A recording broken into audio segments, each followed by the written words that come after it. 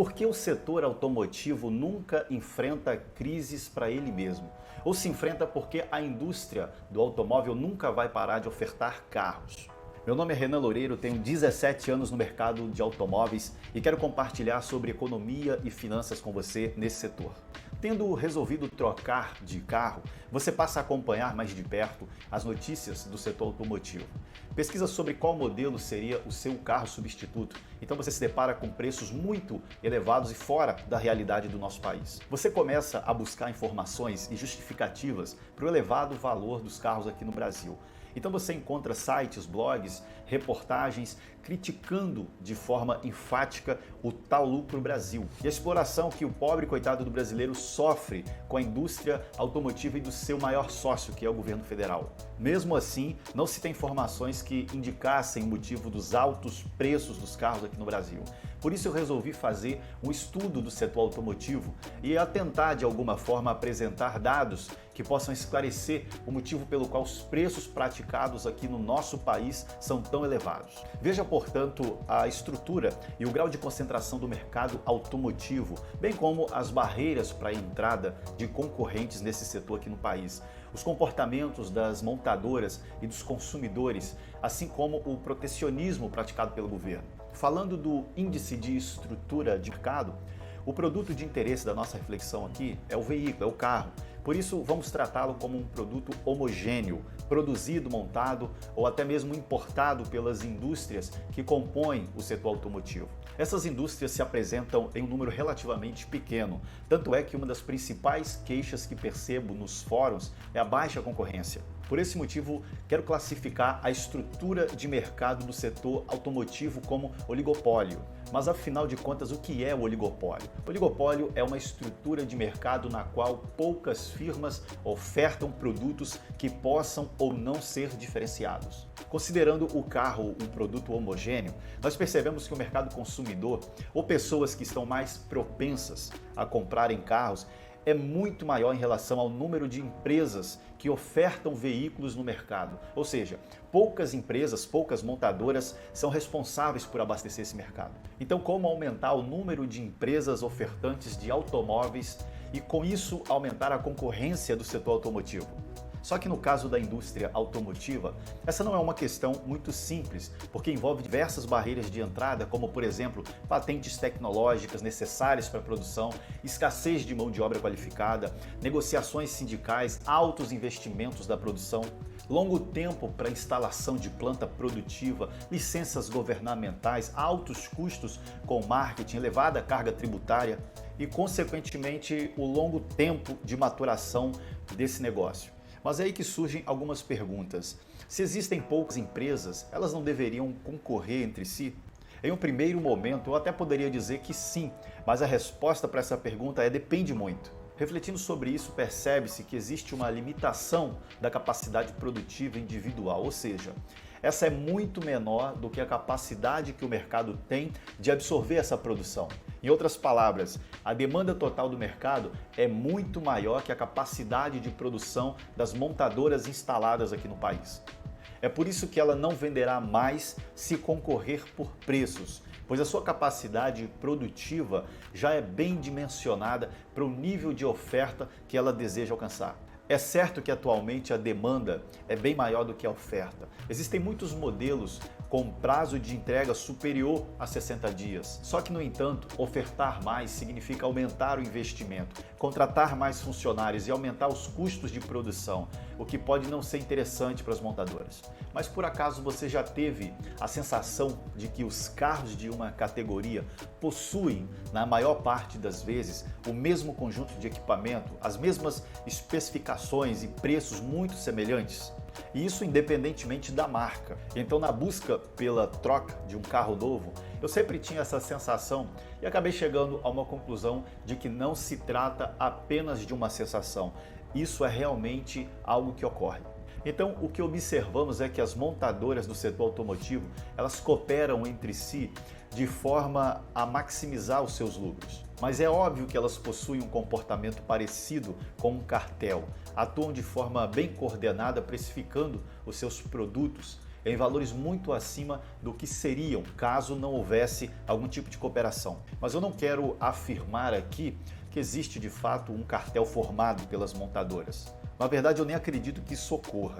Mas o que eu percebo é que existe uma cooperação entre as indústrias do setor feita através de sinalizações bem sutis, como, por exemplo, propagandas com preços e condições de pagamentos feitas por uma empresa e, com certeza, seguida pelas demais. Geralmente, reajustes nos preços para mais ou para menos são realizados na mesma época pela maioria das montadoras do setor, ou pelo menos pelas mais representativas no mercado. Então, enquanto o mercado está aquecido e possui uma forte demanda, esse tipo de comportamento pode ser observado.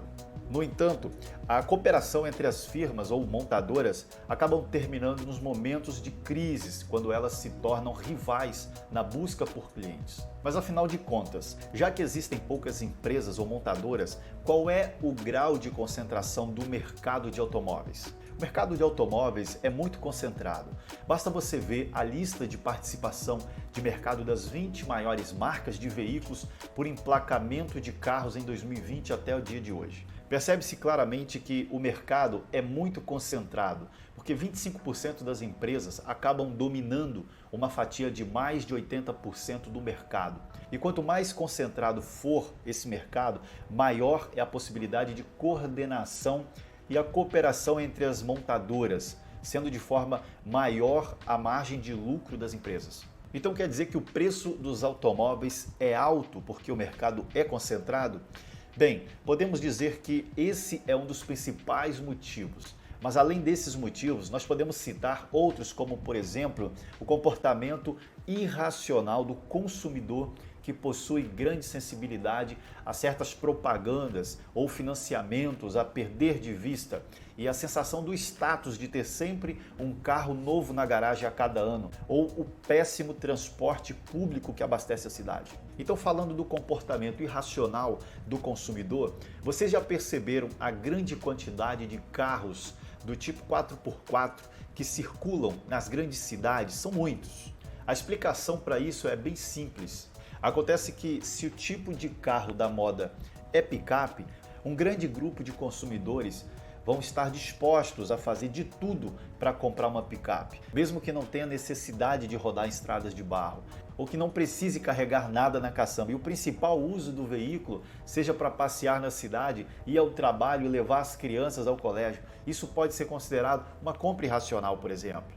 Outro ponto que é importante ressaltar é a questão do financiamento. Devido à baixa qualidade do ensino de base, o brasileiro é, por natureza, muito consumista do ponto de vista financeiro. Então não sabe fazer contas e tampouco fazer o dinheiro trabalhar a seu favor. O consumidor que quer comprar um carro, ele vai comprar tendo ou não dinheiro.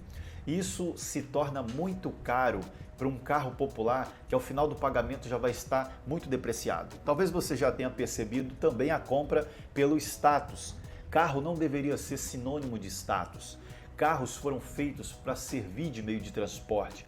Competir com vizinhos ou com parentes, trocando de carros todos os anos, ou comprando carros cada vez mais caros e desnecessários, não pode ser considerado status. Mas nós podemos considerar que a pessoa que age dessa forma, ela não tem a capacidade para dimensionar suas reais necessidades. Um outro ponto muito comum que nós enfrentamos no dia a dia é o péssimo transporte público. O brasileiro pensa no sofrimento que é encarar 3 horas por dia em pé dentro de um ônibus, dentro de um transporte público. O transporte público no Brasil é caro e de péssima qualidade. Por esses motivos, muitas pessoas preferem passar as mesmas 3 horas diárias do trajeto casa-trabalho-casa no conforto do seu carro.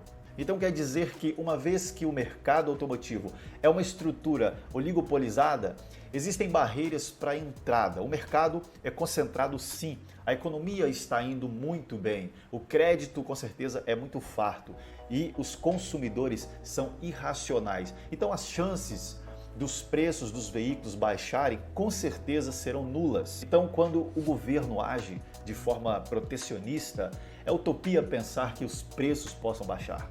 Ainda assim, uma solução para a redução dos preços seria a maior abertura do mercado. Lógico, sem aumento dos impostos para os importadores e sem redução para os nacionais, é claro, de forma a incentivar a entrada de outras empresas do setor, elevando sim a oferta de carros importados e reduzir a concentração do setor automotivo. Mas de modo geral, os consumidores eles possuem grandes poderes, mas infelizmente são desorganizados. Não conseguem se unir e ainda que conseguissem uma união de forma a adiarem a compra de carros novos, esse ato teria que ser muito bem orquestrado para ser suficiente para forçar a redução da margem de lucro das montadoras no país. Pois se elas possuem grandes poderes políticos, ter um pátio lotado causaria idas ao governo para que ele reduzisse sua margem de lucro, que são os impostos, ou para que ele criasse regras mais favoráveis aos financiamentos. Ou ainda a indústria poderia preferir manter os estoques e dar férias coletivas e demitir funcionários para baixar preços. Agora pergunto a você, qual é a sua análise para tornar as ofertas mais acessíveis a fim de gerar movimento no mercado? Deixe sua opinião aqui nos comentários que pessoas como você vão compartilhar ideias. Então, obrigado por assistir esse vídeo e não deixe de se inscrever no canal. Valeu!